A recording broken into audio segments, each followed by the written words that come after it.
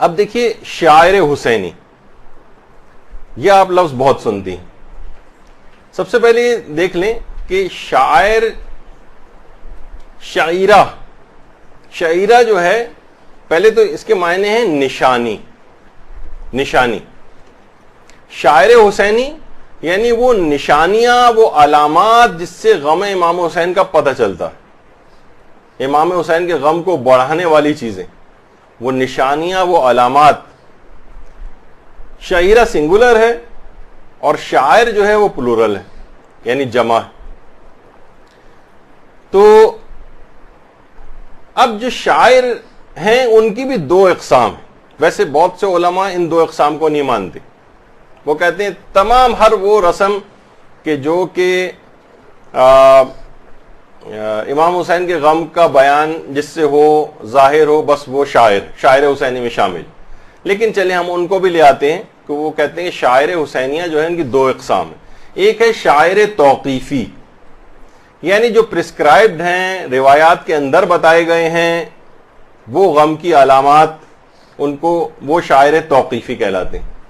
اور کچھ ایسے شاعر ہیں جو شاعر غیر توقیفی ہیں، یعنی روایات میں ان کا الگ سے تذکرہ نہیں ہے، لیکن اسلام نے آزاد چھوڑا ہے آپ کو، بس اس میں کوئی حرام کام نہ ہو، پھر ان رسومات کو آپ انجام دے سکتے ہیں. یہ شاعر، یہ بھی نشانیاں امام حسین کے غم کی علامت کی، لیکن یہ غیر توقیفی ہیں. یعنی غیر توقیفی کے معنی ان کے لیے کوئی حدیث روایت نہیں ہے، لیکن اسلام نے منع بھی نہیں کیا ہے، آپ کر سکتے ہیں. اچھا، اب جو شاعر توقیفی ہیں علماء کہتے ہیں وہ کچھ خاص روایات کے اندر ان کا تذکرہ آیا ہے، یعنی جن کے لیے باقاعدہ نص موجود ہے. مثلا گریہ کرنا، اس کے لیے باقاعدہ روایتیں آئی ہیں. بکا کرنا، بلند آواز سے رونا، اس کے لیے باقاعدہ مستند روایات آئی ہیں. لطم یا لطمہ یا جزم جسے کہا جاتا ہے، جیم زے اور عین، جیسے ماتم ہے، سینہ زنی ہے، اور اس طرح کی جو چیزیں ہیں ان کے لیے باقاعدہ احادیث کے اندر تذکرہ آیا ہے، اور یہ شاعر توقیفی ہیں، یعنی یہ باقاعدہ ان کا تذکرہ روایات کے اندر آیا ہے. اور دوسری جو ہیں وہ شاعر غیر توقیفی، جنہیں شاعر متغیرہ بھی کہتے ہیں، یعنی ہر وہ چیز جو غم امام حسین کو ابھارے اور بس وہ شریعت کے کسی مسلمہ اصول کی خلاف ورزی اس کے اندر نہ ہو. یہ ہر ملک کے اعتبار سے الگ ہوں گے، یہ ہر زمانے کے اعتبار سے الگ ہوں گے. یہ ہو سکتا ہے ایک جگہ کا عرف کچھ اور کہتا ہو، یعنی معاشرہ، اور ایک جگہ کا معاشرہ کچھ اور. دیکھیے بہت ساری اس کی مثالیں. دیکھیے جگہ کے بدلنے سے نا معاشرہ پورا بدل جاتا ہے. جگہ بدل گئی، معاشرہ بدل گیا. اور ہو سکتا ہے ایک معاشرے کے اندر ایک چیز معیوب ہو، دوسرے معاشرے میں نہ ہو. اچھا، معاشرہ بھی ایک جگہ کا ایک ہی جگہ ہے، کل تک وہ چیز ناجائز تھی، آج وہی چیز جائز ہو گئی. اکثر لوگ بڑا اس کے اوپر وہ کرتے ہیں کہ یہ کون سا اسلام ہے، اور یہ مولویوں نے کون سا دھندا بنایا ہوا ہے کہ کل تک یہی چیز حرام تھی اور آج اس کو جائز کر دیا. نہیں، اس کے پیچھے باقاعدہ ایک اصول ہوتا ہے. یہ مولوی اور کسی کے ہاتھ میں نہیں، عرف ہی بدل جاتا ہے. اسلام نے وہ چیز چھوڑی تھی لوگوں کے اوپر کہ ان سے جا کر پوچھو، اب وہ پورا معاشرہ ہی تبدیل ہو گیا اور عرف نہیں اپنی رائے بدل لی تو اس کا حکم بھی بدل جائے گا. جیسے اس کی مثال، کل تک، یعنی کل سے مراد یہ کہ آج سے تقریباً 40 سال پہلے کے زمانے پہ چلے جائیں، گلگت و بلتستان میں اگر کوئی شخص باقاعدہ ٹائی پہن کر کسی کو جاتے دیکھتے تھے تو دور سے ہی فیصلہ کر لیتے تھے کوئی عیسائی چلا آ رہا ہے. اچھا، جب جس معاشرے اور علاقے کے اندر ٹائی عیسائیت کا ایسا شعار ہو، وہ دیکھیے یہاں پہ شعار یا شاعر یا شاعرہ، یعنی ان کی علامت سمجھی جائے کہ ارے یہ تو کوئی عیسائی چلا آ رہا ہے سامنے ٹائی پہن کے آتا ہوا، تو اس معاشرے کے اندر ٹائی کا پہننا حرام ہو جائے گا. لیکن اب جو معاشرہ بن گیا ہے، اب مسلمانوں نے بھی اتنی زیادہ تعداد کے اندر ٹائی پہننا شروع کر دی ہے کہ اب ٹائی عیسائیت کے شعار سے تقریباً باہر آ گئی. ہو سکتا ہے، بلکہ شاید اب تو ایران کے اندر بھی ٹھیک ہے، ایران کے اندر ٹائی وغیرہ نہیں پہنی جاتی ہے، لیکن اگر کوئی ٹائی پہن کے جاتا، مثلا ابھی پاکستانی وزیر خارجہ وہاں ٹائی پہن کے گئے تھے مثلا، تو یہ نہیں سمجھا جائے گا کہ وہ عیسائی جو ہے یہاں پر آ گیا ہے. نہیں، عرف نہیں اپنا فیصلہ بدل لیا ہے، اور عرف اب اس کو عیسائیت کا شعار سمجھتا ہی نہیں، وہ کہتے ہیں مسلمان بھی پہنتے ہیں. جیسے ایک دفعہ میں نے پرانا کوئی بیچ کی خاتون یہاں موجود ہو تو ان کو یاد ہوگا کہ میں نے مثال دی تھی، مثلا ایک زمانے میں بندیا لگانا ہندو عورتوں کی نشانی سمجھا جاتا تھا. آج فیشن میں اتنی مسلمان خواتین بھی لگاتی ہیں کہ اب یہ ہندو عورتوں کی علامت اور نشانی ختم ہو گئی. اب وہ ٹھیک ہے، حجاب کے اعتبار سے وہ مسائل الگ ہیں، لیکن صرف بندیا اگر کسی نے مثلا مسلمان خواتین کے درمیان ہی جہاں حجاب کا کوئی مسئلہ نہیں ہے وہاں لگائی ہوئی ہے تو عیسائیت کا شعار تقریباً اب یہ نہیں رہا. تو اب جتنے بھی مراجع ہیں وہ یہ کہتے ہیں کہ جو شاعر غیر توقیفی ہیں، غیر توقیفی یعنی جو لوگوں کے اوپر چھوڑ دیے گئے، بھائی آپ کی مرضی، آپ جو بھی رسم جو ہے وہ بنا لیں، تو وہ بس اس کے اندر کوئی حرام پہلو نہ ہو، وہ اگر بالکل مباح رسم ہے تو اس کو بھی آپ کو منانے کی اجازت ہے. اور آپ کہیں گے اچھا اگر مباح ہے تو اس میں کوئی ثواب نہیں ملے گا؟ نہیں، اس کے اندر بھی نیت نیک کی وجہ سے ثواب آپ کو ملے گا. مثلا آپ نے کوئی بھی ایک رسم ازا کا کوئی طریقہ ڈالا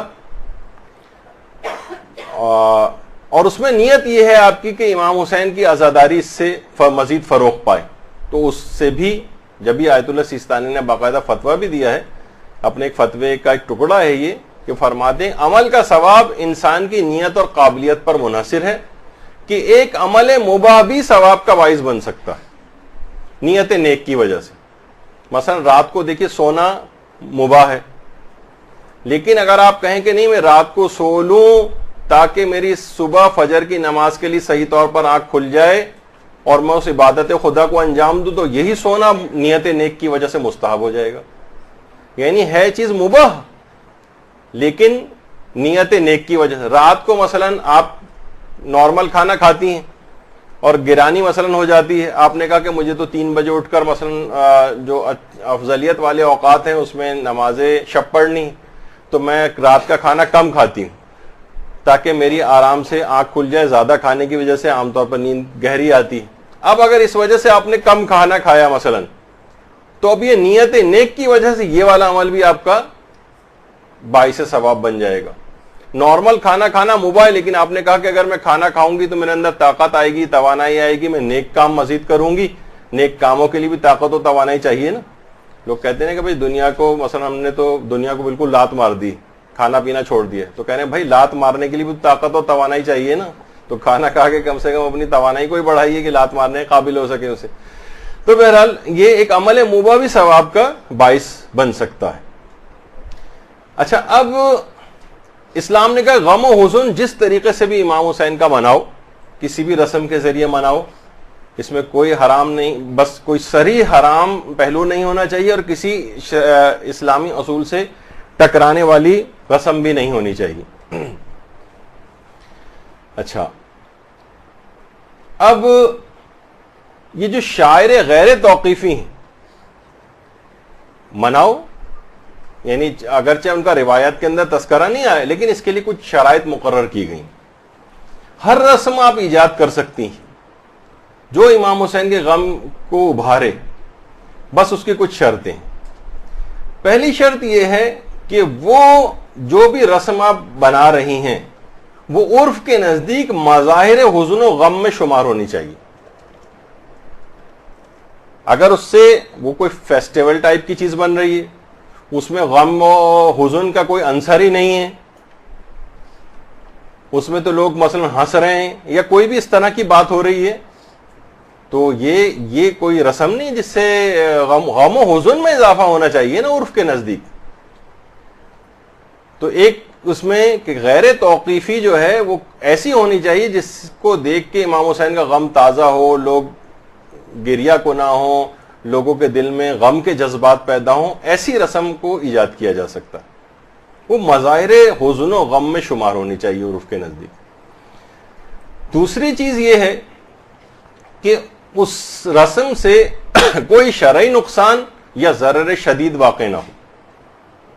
جبھی آپ کو تو اتنی میں تمام گفتگو کو یہاں لے کر نہیں آؤں گا، لیکن وہ علماء کے جنہوں نے زنجیر و قمع زنی کی اجازت دی، کچھ نے تو اجازت نہیں دی جیسے رہبر معظم، وہ اس میں آ چکی ہے تفصیل، لیکن جنہوں نے اجازت بھی دی ہے وہ یہ کہتے ہیں کہ شدید ضرر نہیں ہونا چاہیے، اور اس کی مثالیں بھی انہوں نے بیان کی کہ جناب مثلا کوئی عضو ضائع نہیں ہو جائے، کوئی اعضا شل نہیں ہو جائے، جان نہ چلی جائے، اتنا شدید نقصان نہ ہو کہ جو ناقابل تحمل ہو، آپریشنز کرنے پڑ رہے ہوں بڑے بڑے اس کے، مثلا اس طرح سے زنجیر زنی کی کہ جناب پھیپڑے میں گھس گئی، مثلا اتنے کوئی بھی اس طرح سے کوئی چیز ایسا اگر ہے تو پھر حرام ہو جائے گی، یا کوئی شرعی نقصان، تو جو بھی رسم ہو اس میں وہ کسی شرعی نقصان کا باعث نہ ہو، یعنی ایسا نہ ہو کہ جس سے کوئی حرام کام فروغ پا رہا ہو جس کو اسلام نے منع کیا ہو۔ مثلا اب اس طرح کی کوئی چیز کہ سنا تھا میں نے، اب وہ بھی ایک آدھ افراد کا ہے جس پہ ہم سب کا حکم نہیں لگاتے، کہ مثلا کوئی ذاکر وہاں پر گئے تھے بازار شام اور قافلہ ان کے ساتھ تھا، تو انہوں نے تمام عورتوں سے مثلا یہ کہا کہ یہاں تو بیویاں بھی جو ہے ننگے سر اور بے پردہ گئی تھیں، تو تم لوگ بھی سارے اپنے حجاب کو یہاں پر اتارو۔ اب یہ کہ یہ تو شرعی نقصان، یہ کون سی رسم تم ایجاد کر رہے ہو؟ ویسے تو یہ رسم بھی اس کو نہیں کہا جائے گا، یہ تو شخص کا ایک انفرادی فعل ہے، لیکن اس سے شرعی نقصان واقع ہو رہا ہے۔ ایسی کوئی کسی چیز کو کرنے کی اجازت نہیں ملے گی، کوئی اس طرح کی خرافات اور صریح حرام کام کوئی اس کے اندر ایجاد کرنے لگے، یعنی شرعی نقصان یا ضرر جسمانی ایسا نقصان ہو کہ جو ضرر شدید کا باعث ہو۔ اور تیسری شرط یہ ہے کہ اس رسم سے توہین مذہب نہیں ہونی چاہیے، جس پر ہمارا آج کا یہ پورا درس ہے۔ اچھا، اب مراجع سے ہر رسم کے متعلق سوال کیے گئے۔ اچھا، اب بعض شرطیں فتاوے کے اندر لکھی ہوتی ہیں، بہت سی کچھ ایک فتوے کے اندر ہیں، بہت سی دوسرے فتاوے کے اندر ہیں۔ اچھا، جب مراجع میں سے کوئی شرط لگاتا ہے کہ دیکھیے توہین مذہب نہ ہو، جسمانی نقصان نہ ہو، تو بہت سے لوگ کہتے ہیں دیکھیے اس کا مطلب یہ ہے کہ یہ چیز جائز نہیں، ورنہ مرجع شرط نہ لگاتا۔ نہیں، ایسا نہیں۔ مثلا کوئی آپ مشین خرید کر لاتی ہیں تو اس کے ساتھ ایک مینول اور ایک انسٹرکشنز ہوتی ہیں، یہ نہ کریں اور اتنی فلاں پاور کی کوئی پلگ نہ اس کے اندر لگائیں اور یوں نہ کریں اور یہ نہ کریں اور یہ احتیاط، جتنی احتیاطیں لکھی ہوتی ہیں وہ اس وجہ سے نہیں ہوتی ہیں کہ آپ اس کام کو منع کیا جا رہا ہے کہ اس مشین کو استعمال نہ کریں، بلکہ کہا جا رہا ہے کہ اس کام کو، اس مشین کو استعمال کریں آپ، اسی لیے یہ بنائی گئی ہے، البتہ کہ ان احتیاطوں کا خیال کیا جائے۔ تو مراسم اعضاء کے اندر ہمیں یہ دیکھنا پڑے گا کہ کہاں شریعت کی مخالفت ہو رہی ہے اور کہاں نہیں ہو رہی۔ اگر اتنی شدت کے ساتھ کوئی ماتم کر رہا ہے کہ جناب اس کی جان چلی جا رہی ہے، اس کو شدید ضرر ہو رہا ہے، اور تو یہ حرام کی طرف چلا جاتا ہے۔ تو بہرحال اس قسم کے شرائط کا تذکرہ کرنا، خود علماء سے بھی بات پوچھی گئی، مراجع نے فتوے دیں کہ شرطوں کا تذکرہ یہ احتیاط کے طور پر ہے کہ لوگ کرنے میں غم و حزن کے جذبات سے مغلوب ہو کر زیادہ شدید نقصان اپنے آپ کو نہ پہنچا لیں، اس وجہ سے شرط کو تذکرہ کیا گیا، نہ کہ یہ کہ اس کام کو حرام قرار دینے کے لیے ہم نے شرط تذکرہ کی۔ نہیں، ایسا نہیں، باقاعدہ فتووں کے اندر الگ سے بھی اس کا تذکرہ آیا ہے۔ اچھا، اب ہر شخص اپنے اپنے دیکھیے ذوق کے مطابق حکم لگاتا ہے۔ مثلا کسی کی جذباتی جو کیفیت ہے وہ اس قسم کی ہے کہ وہ یہ کہتا ہے کہ بھئی ہر طرح کی بس چیز جائز ہونی چاہیے، جیسے یہی ذاکر صاحب کا میں نے کہا کہ انہوں نے کہا کہ جناب سب عورتیں بھی اپنا حجاب اتار دیں۔ اب انہوں نے خود سے ہی اپنے ایک چیز نکال لی۔ اچھا، کچھ افراد ایسے ہوتے ہیں کہ ان کی طبیعت اس قسم کی ہے کہ انہیں ہر رسم اعضاء کے اندر کوئی نہ کوئی خرابی نظر آ رہی ہے، ہر رسم کے اندر۔